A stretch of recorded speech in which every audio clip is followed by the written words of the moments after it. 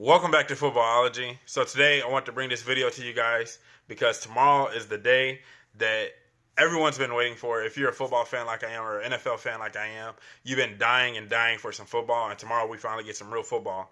Now, granted, we won't have any starters tomorrow, but that's cool. I still want to watch football. There's a couple of guys I want to keep my eye out on and some scenarios and some other situations that I want to keep my eye out on. And so I want to bring it to you guys' attention. So if you decide to watch the game tomorrow, you have an idea of some things to look for, some players to look for.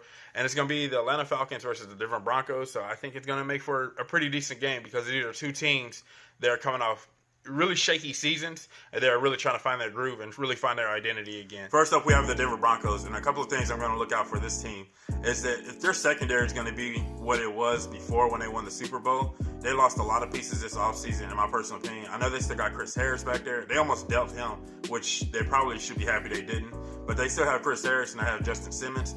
So those are two guys that we know are going to be staples for that secondary, but who's going to play the CB2 spot? Who's going to play the corner spot or the nickel corner spot? Who's going to play the other safety spot? I'm really curious to see what they're going to do in the secondary. Sewell Cravens is on the roster. He was a guy that when he was in Washington, his passion for football and his love for football got questioned. Now he's in Denver, and I think he's a really good safety. They moved him back to safety. I think Washington actually moved him to linebacker because everyone was trying to do that. But they moved him back to safety, so I'm excited to see if he's actually going to play some safety and if he's going to get a starting role there. Because if he can, I think he could be an effective player with Justin Simmons alongside. And they could probably become a good 1-2 tandem or safety tandem back there. They could be really dangerous in my personal opinion. Another thing that I want to watch for the Denver Broncos, I'm not sure if we're going to see Drew Lock. I'm pretty sure we're not going to see Joe Flacco because he's a vet. He knows, he understands, he has those reps. Drew Lock might be a possibility. And then there's another quarterback on the roster, Brett Rippon. I kind of stumbled upon him in his Boise State highlights and things and other video that he had out there.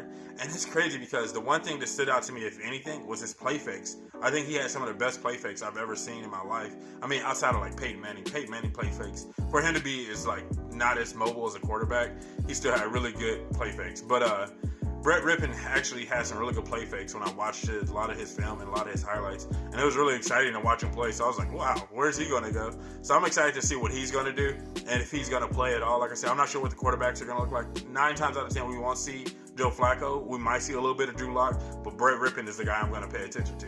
Just for, shits and giggles, just because I think he's going to be out there.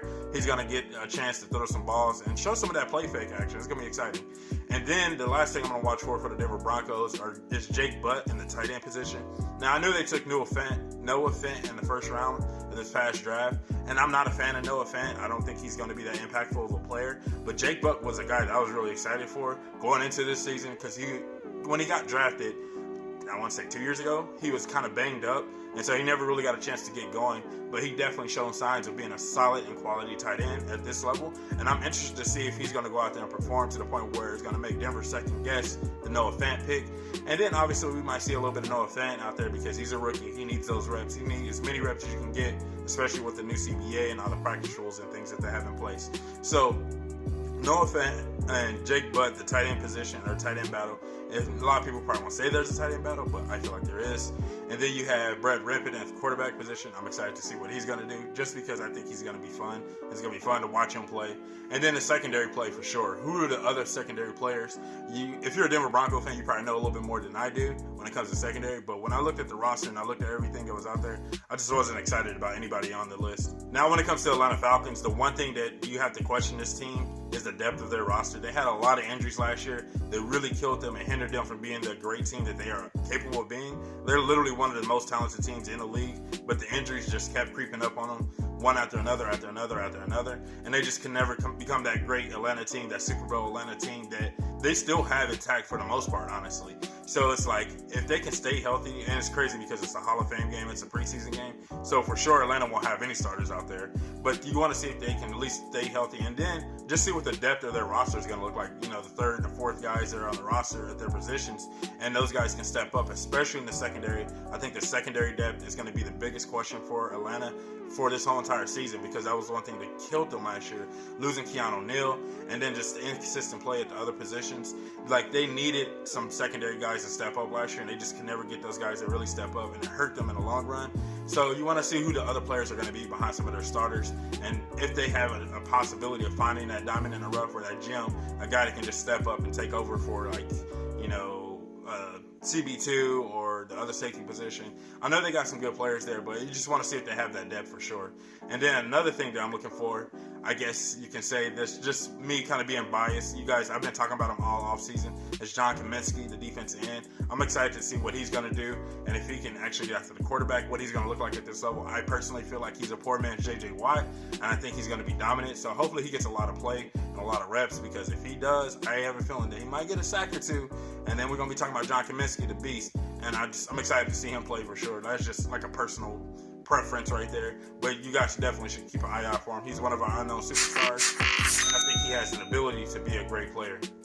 The last thing I'm looking for when it comes to Atlanta is their running back position and the depth of their running back position. Now, we know Devontae Freeman's there, but it's like, who else is behind Deontay Freeman? I know guy Ito Smith. That's the guy that kind of showed flashes last year when Freeman was down and him and Coleman were trying to take over the rushing reins.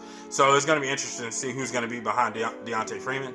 Devontae Freeman, and what they're going to be able to do at the running back position. I think Atlanta's the one team that have been predicated on running two running backs, and at least having two running backs on the roster that they can trust and toting the ball on a consistent basis.